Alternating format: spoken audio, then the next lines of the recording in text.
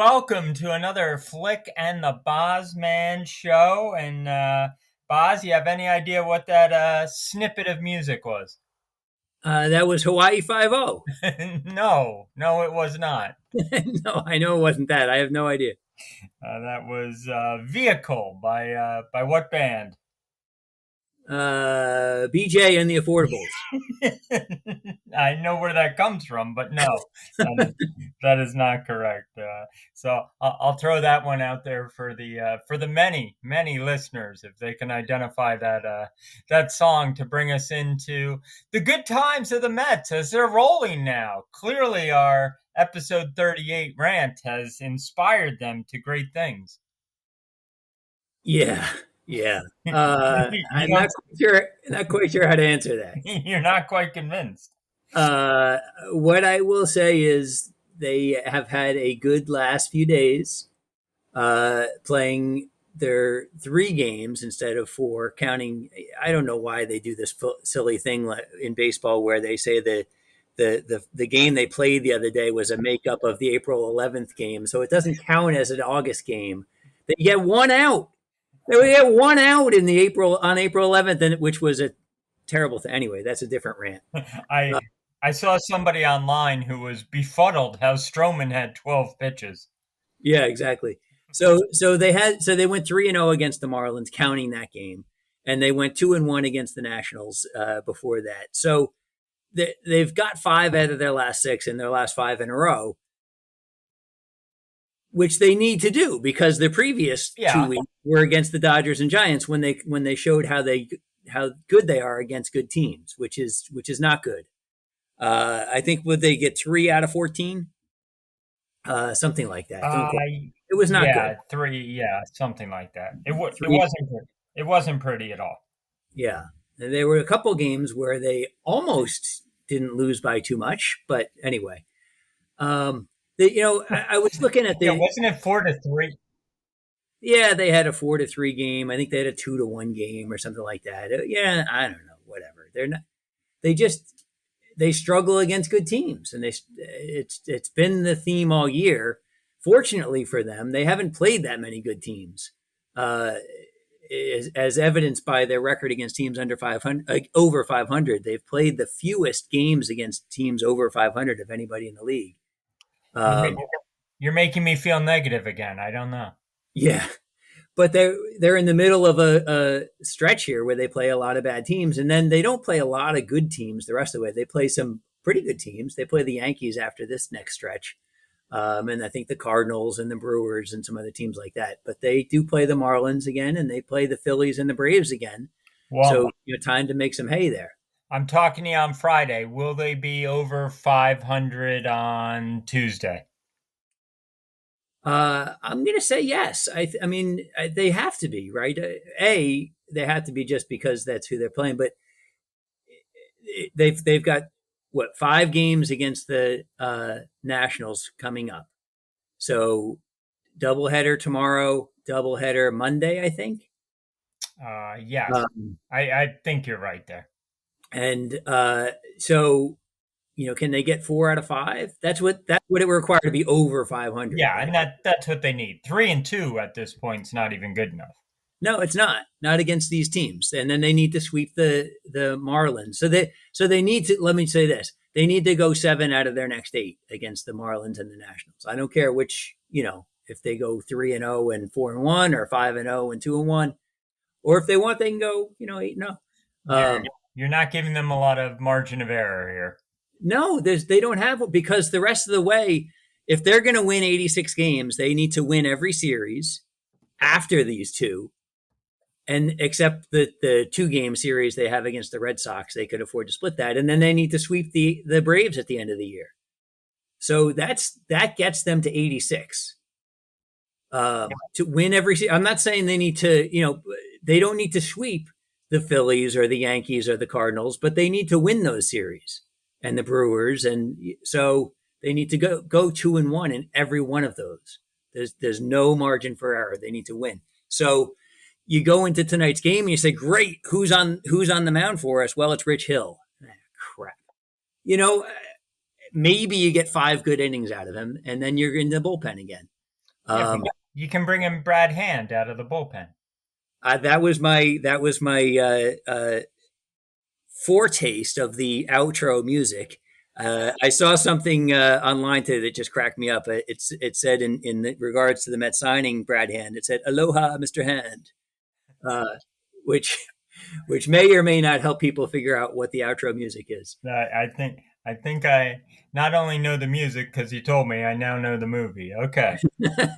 And the movie, by the way, that the music comes from, I was telling you early before we went on, features four future Best Oscar winners, Best Actor Oscar winners, Molly actor Ringwald or and who Best else? Actor or Best Supporting Actor. I'm not sure if it's one or the other, but it's an amazing array for a comedy movie that probably wasn't really all that. I mean, I don't know if it's aged well. I watched a little bit of it recently, and it was okay. Anyway, I regress. Um, so Anyway, I want to talk a little bit about how we got here, which is a lot of guys underperforming, and then a little bit about I drove. the chance that they Oh, have I see. of thank you, uh, a little bit about what their chances are for the rest of the season. So when you look at, and we were just talking before that they have two players with more than 50 or more than 40 RBIs on the season at this point in the season. Two. They have three everyday players who have an OPS plus that's better than league average. Um, so here's my main theory that I've been working on over the last week or two. Do you remember? So first of all, before I get to, do you remember um, which league generally scores more runs in the year, the American League or the National League? Well, with the DH, clearly the American League. Right, right. So you have one more batter, right? You would think, yes. So do you remember back when the Mets had Ray Ordonez? I And do. I do. My memory's not great, but I can remember that. do you remember how they sometimes had trouble scoring runs when in Yes, there? yes, that happened occasionally.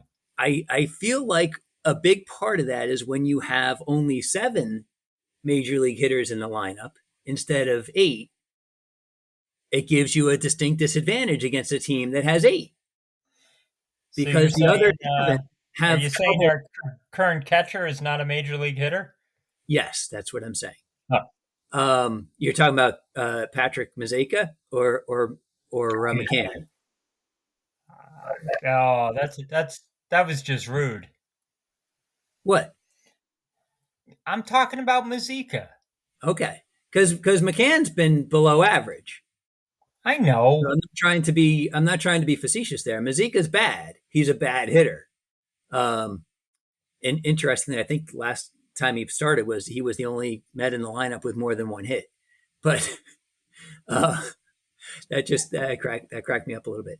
Um, so so yeah, I mean my point is when you have three guys that are above average, that hurts your chances. And the guys who have been underperforming are the guys that we thought should be good. Dominic Smith and Michael Conforto and Jeff McNeil are all below average on the season, not to mention Lindor. So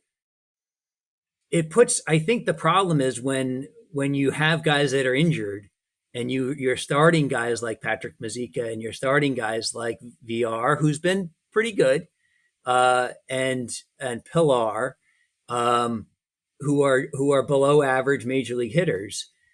It puts pressure on the other guys like Alonso and Nimmo, who have been above average, to perform when there's guys on base. Like I need to get a hit because the guy behind me is not going to. And I think that's gotten into Conforto's head for most of the year. So that's been part of the problem. The pitching has been decent. Even I mean, I don't know that I haven't looked at their Yeah, team but pitching no by month, better than decent. Just right? And without decent. Degrom, they've struggled, right? But they've gotten. So let me look at the starters real quick. So Stroman's been very good.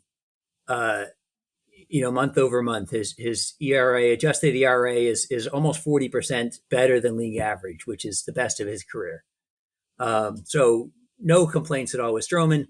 Walker and McGill between them on the year, and Walker's had a great first half. He had a rough start to his second half. We know that, but he's been better recently. Between them, they're exactly league average. One's 2% better, the other's 2% worse. So, okay, that's fine.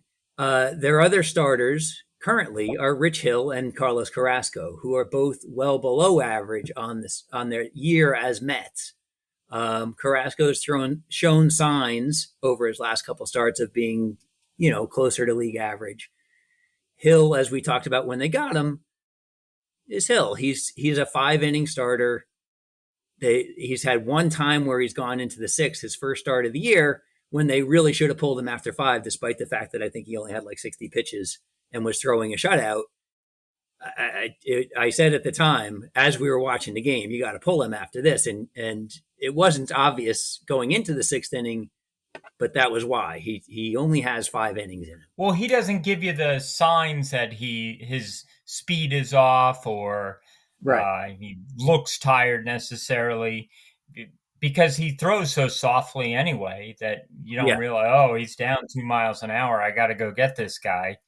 Right. Or I don't know, it may be something with the third time through the lineup or what, but yes, he's a 5 inning exactly. guy. Things go well. And the one thing I got to say that's been surprising in a good way, the guy who I was laughing at because I didn't want to cry that they traded for was Trevor Williams, who has pitched 4 games, 13 innings, and has a 0.69 ERA so far as a Met. So yeah, they've been getting him out of clubs, and he's can do no wrong as a Met. So I don't know. I mean, he had success previously in his career as a younger pitcher several years ago as a Pirate, but recently he's been bad. And somehow the Mets maybe they took a page from what's his name, the old pitching coach that could fix Victor Zambrano in 10 minutes. Oh boy, fixed him in 10 minutes. They really did, or maybe anyway, at least through his first 13 innings. So the pitching's been okay. So let me go back to what do you do? What do you expect going forward? With Conforto, you can squint and say, okay, in August, he's been much better. And I give some credit to Conforto and I give some credit to Rojas, who whether on his own or with, GM support, benched him for long stretches early in the month of August.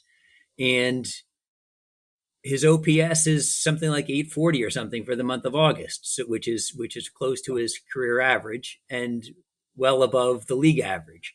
So maybe Conforto has figured it out. Maybe he stopped trying to play for his next contract and just trying to get a hit in his next turn up or get on base in his next turn up, was what he should be doing every time up instead of, worrying about where he's going to play next year.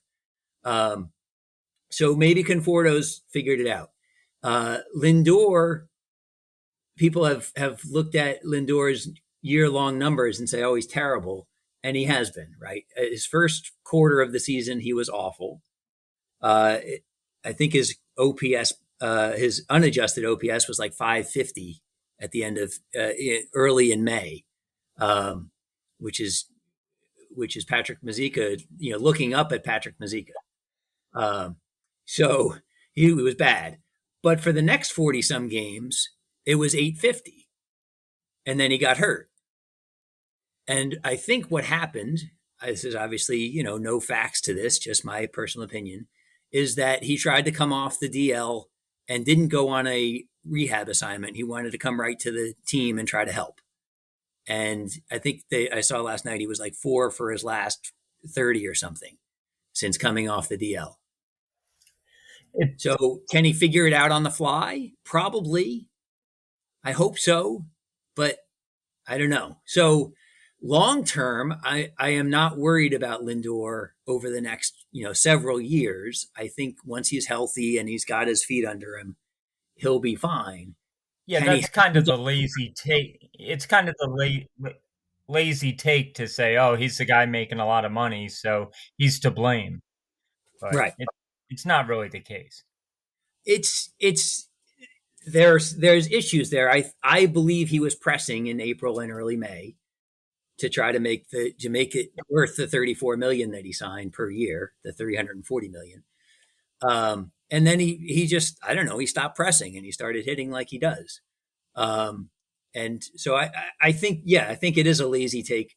The question I'd have, as I said, is what will you get from him for the rest of the season? I don't know. I just don't know. I'm optimistic, but I would say foolishly optimistic that he'll get back to hitting like he can. But I have no particular reason to think that. All Uh, right. Well, few announcements here, so I'll give them to you. We're gonna do some trivia in a few minutes, and then starting with our next episode, episode 40, we're going to have the super popular, one of our most popular contests, Beat the Boz, which is also one of our only contests. But that that will start up next week, where the Boz man will give his six. I think we did. Did we do five or six? we do five. Five. It's six trivia questions. Yes, five. Yes. Five picks. Of course, no spread involved for reasons that will become obvious. But if you would like to try to beat the Boz, just let us know at FlickBoz on Twitter, or use the FlickBoz Gmail. I forget what it was. At gmail.com. Gmail.com. Yeah, that's it. You got to have the ad in there. Don't forget the ad. We get so much mail, it's hard to keep track of. Well, we do occasionally get some, so you got to keep track of those things. We do occasionally get some, which is real. It's hilarious whenever I see it. But we also got banned from Twitter for about 2 weeks. Yes. Oh no, we were banned from, what were From we banned YouTube. from? From YouTube. From YouTube, which led Yes. to a Twitter banning, which I didn't even know about until about 4 days into a 10-day banning. But it's not very effective of a punishment when you don't know about it for 40% of the punishment. But anywho, get in touch with us, and you could be the lucky or unlucky contestant on Beat the Yes. Boz, which is impossible. You cannot beat the Boz. Impossible. The Boz Cannot is, be done when it comes to by that, human beings. last year you were what, 15-0-1 by my memory? Like I said, I forget a lot of things. Might have been 0-15. I forget. So Something like that. the other part of the rant, and it leads into the Boz for GM theme that we've been working on, is How much did you have to drink today? I had a couple of Cokes, Okay. Coca-Colas, to be clear, because you never know with this team. So the Mets GM was arrested for allegedly driving while intoxicated or driving under the influence, which is sort of the latest in the long line, right? So Jared Porter, right before him, was fired before the Mets played a game under his tenure, for sexual harassment, I think, if I remember correctly. And then you've got, of course, the Carlos Beltran incident, where he was fired before managing a game for the team. And Mickey Callaway, the guy he replaced, was fired from his next job for sexual harassment as well. So it's been a little bit of a run for the Mets in terms of trying to keep people in the front office. And that's not even your biggest selling point, that you don't have those type of arrests on your record. I don't, and I dare say I won't. So, and that's before you get into things like the Kumar Rocker incident, as I can refer to it shorthand here, and a lot of the other sort of bonehead decisions they've made, including, I would suggest, the Javier Baez They have trade, made a few, yeah. which now with the thumbs down thing, booing the Mets fans. I mean, there's been issues, right? There's been issues with this team, and I'm not sure you blame the GM for that one, but okay. well, I don't blame him for trading for somebody who booed the Mets fans. I blame him for trading for somebody who obviously wasn't going to be a significant help for the team, in hopes that just doing something would be seen by the Mets fans as a positive. We did something. We made a trade. Well, the trade, the long term and short term trade that may turn out to be the best thing is Trevor Williams, It might the be. guy with the 5.8 ERA. He's the guy that we actually wanted to get in that trade. Go figure. The Baez trade works about as well as when I say, "Look, I cooked dinner." Right. Exactly. Exactly. At least I did something. No, And that you did something, and you know how to dial for pizza. So there's well, that. yes, yes, I do. I don't Extra know. Don't pepperoni. always have the credit card handy, but I know how to dial. Yes. Are you ready for some trivia? So no, did you want to? Oh, I Did you tried want to me to give you the? Did you want to give me to give you the Mets off-season moves? that they should make. Yes, Yes, you can give me three. I don't have any more than that, so that's fine. Because I haven't gone into like the full mode of they should trade for this guy or whatever. Their double A catcher should be replaced with a double A. Yeah, Okay, I got nothing. you can give me So three significant moves. there are I have four, if I may. I don't know if significant qualifies for all Don't, these. you One don't is they need to sign Chris Bryant and they just need to sign Starling Marte. Those are the two free agents of other people that they need to go get. That sounds easy enough, perhaps, to say, but one, it'll almost certainly put them over the luxury tax this year because they still have to pay Robinson Cano, and they were close to it anyway.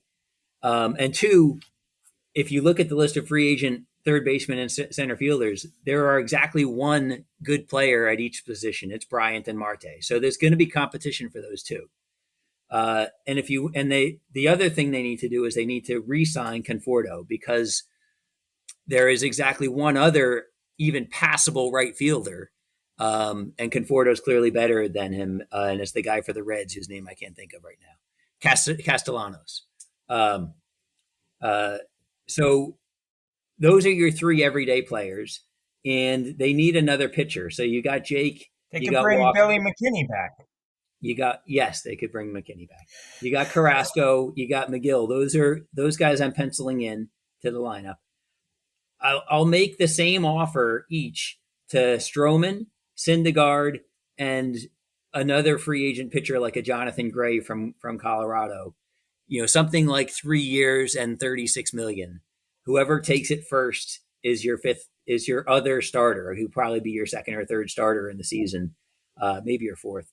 Um, and then you have the young guys they traded for, like Yamamoto, Lucchesi, and Peterson, who they drafted a couple years ago, as your immediate, first help if you can't, if somebody gets hurt. So you got those five in the rotation: Yamamoto, Lucchesi, and Peterson as your emergency guys. Your bullpen, your five guys in your bullpen are set. You've got them: Diaz, Lugo, Loop, Familia, and May are all signed for next year. So you got five. They probably need one or two more bullpen guys, and they don't know how to call guys up from the minors, so they'll probably go spend too much for somebody. So that's it. But those moves, I think, on paper would make this a 90 to 92 win team next year. And that's realistic. You want to keep the manager? I will keep the manager if they finish strong. I want to finish no Okay. worse than 4 games out of first. All right. I'm writing this down. No more than 4 games out of. Got it. All right. You ready for your trivia time? I am ready for trivia time. Trivia time. If you want to play along, you can insert your answers here on the YouTube or those other ways of connecting with us that we mentioned before. And I got a couple on this day in histories. So hope you know your history of September the 3rd. I know it well, like the back of my head. On this day, on this day, a pitcher with a great nickname made his debut in relief, pitched 9 innings, hit a home run, and helped the San Francisco Giants beat the Dodgers 9-5. Who was that pitcher? That is the Count of Montefusco. One of your favorites. So Yes. you're going. Whether you're right or not, you're going with the Count. All Absolutely. right. All right. Question number two. I can only give you initials here. SG began the longest consecutive game streak in National League history. Within 25, give me the number of games in that streak. 1,106. I'm sorry, 1,306. That's what I meant to say. Sorry. 1,306. 1,000, 1,100. I missed the third digit. 1,306. 1,306. 1306. Okay. Are you going to identify who SG is for the fans or no? SG, of course, is Steve Garvey. Yes. Yes, it is. We did not quite meet him at the World Series, but we came close. You didn't have to give me his initials. I actually knew he had the longest streak in National League history. I know, but I couldn't ask that as a question. That was too easy for you. So, No, but you but I could have said, got the 1306 written down. Are you Yeah, yeah, that's true. I could have done it to other you people. could have done All both. right, a big news in big news in sports this week was IMG Academy. They Yep. won a football game on Sunday, 58-0 over a the best word I could come up with was over a potentially fake high school. What is the name of that school? I think I saw this. I know it's a two-word name, and the second name I believe is Bishop. I think it's like Elvin Bishop. Elvin Elvin Bishop? something Was he like the that. lead singer for Ides of March? I'm not sure. On and on. All right, you're going with Elvin Bishop. Got it. Is potentially the right word to use there to get all the they can't really prove that the high school doesn't exist. They seem to be able to prove that it wasn't a football team as advertised by the coach at least. What could your goal possibly be to send out a terribly fake team against one of the top 5 ranked high school teams in the nation? I don't get what the objective here was. I I've don't I've have a done good a lot of ridiculously stupid things, but I don't get where they were going with sending a bunch of kids or young adults out there to get pounded by a good high school team. I don't quite get it. Do you know the worst Anywho, the most lopsided game in college football history? wasn't It it was, something like 212 to nothing or yeah, something two hundred along those lines? six. I think Georgia Tech against Cumberland Gap, I believe, is your victim in that case. And they just wanted the money. Was there big money to be had? I guess it was an ESPN game. I don't know. You've come up with the root of all evil. The love of money. The love of Yeah. money. You got to get that right. Okay. Not you. I mean, people need to get that right. People I leave off that first part. well, I'm people. All right. As of September 3rd, this should be an easy one for you, but maybe not for all the listeners. As of September 3rd of this year, what Major League Baseball team has the worst record this year? Ooh, the worst record this year. Uh, I actually have the standings up on my screen on another page, but I'm not going to click to it. You're very Uh, honest. so it certainly could be. It's almost certainly the Orioles who had that epic August where I gave you some of their stats. I think their pitching rotation had almost a 9 ERA for the month, which is almost impossible to do. Um, Let me think. Is there anybody worse? Potentially worse. The Diamondbacks have been pretty bad for a lot of the year. The Pirates have been pretty bad for a lot of the year. They're definitely in the running. Um, I don't think anybody else is in the running. It's going to be one of those three teams. I'll say the Orioles. You'll say the Orioles. You're going with your first instinct, the Yes. Baltimore Orioles. All right. One of our favorites, Albert Pujols, is the active Major League Baseball player in hits. Okay. Simple enough. Who is second? I will say Miguel Cabrera, who is, I believe, just a little bit shy of 3,000. That's it's a reasonable enough.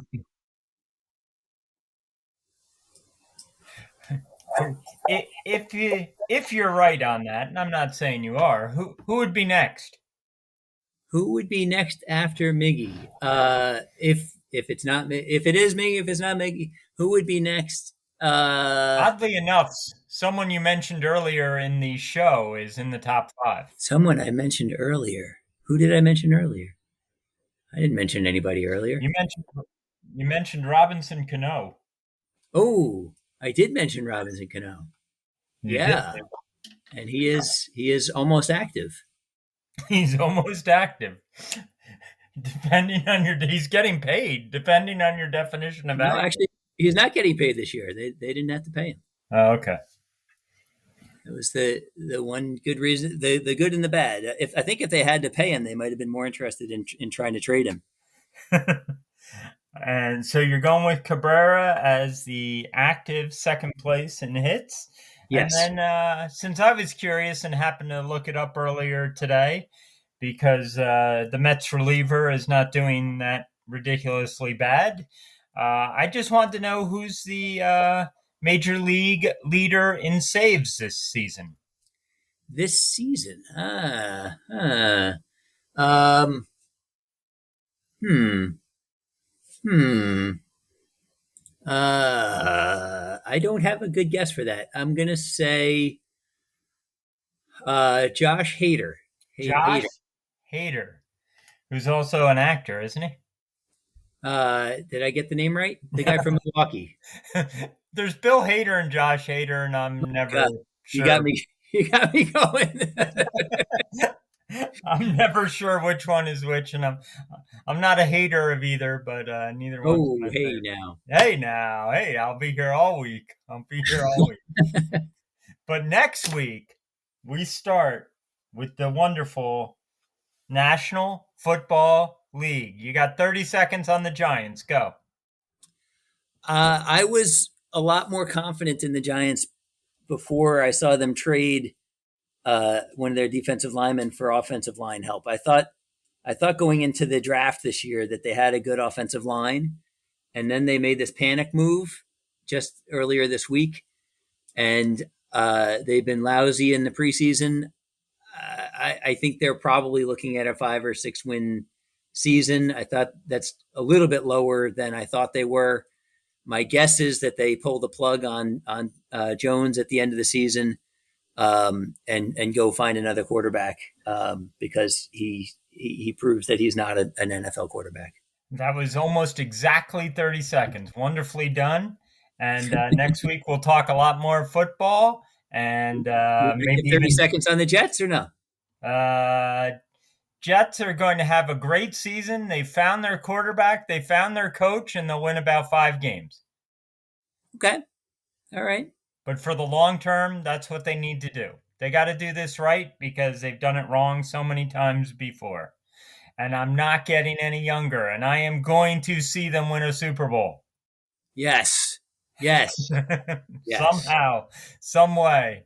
Um, but have a great long weekend, everybody, especially to you there, Dave. And we will be back with episode 40 next week. All right. And I should have some closing music here. Peace out.